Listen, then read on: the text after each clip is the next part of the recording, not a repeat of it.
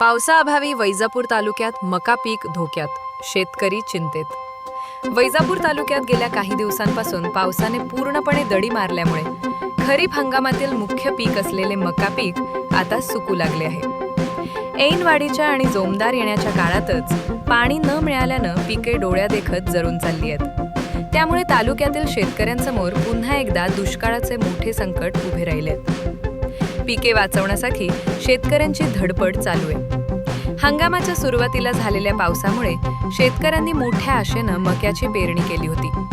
पिकेही उत्तम जोमात आली होती। मात्र गेल्या काही आठवड्यांपासून पावसाचा पत्ता नसल्यानं आणि कडक ऊन पडत असल्यामुळे जमिनीतील ओलावा संपला आहे। विहिरी आणि कूपनलिकांच्या पाण्याच्या पातळीतही घट झाल्यानं पिकांना पाणी देणं अशक्य झाले आहे।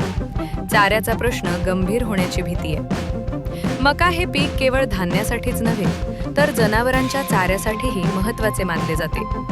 मक्याचे पीक सुकू लागल्यानं भविष्यात जनावरांच्या चाऱ्याचा गंभीर प्रश्न निर्माण होण्याची भीती पशुपालक आणि शेतकऱ्यांनी व्यक्त केली आहे। पिकांवर केलेला महागडा खर्च, खते आणि बियाणांचा खर्च वाया जाण्याच्या मार्गावर असल्याने शेतकरी हवालदिल झाला आहे। लाखो रुपये खर्च करून मका, बाजरी, भुईमूग, सोयाबीन, मूग इत्यादी पिके उभे केले होते, पण पाऊस नसल्याने आता डोळ्यादेखत पीक वाळून चालले आहे। प्रशासनाने तात्काळ वैजापूर तालुक्यातील या गंभीर परिस्थितीची दखल घेऊन पिकांचे पंचनामे करावेत आणि शेतकऱ्यांना आर्थिक मदत जाहीर करावी, अशी मागणी आता जोर धरू लागली आहे।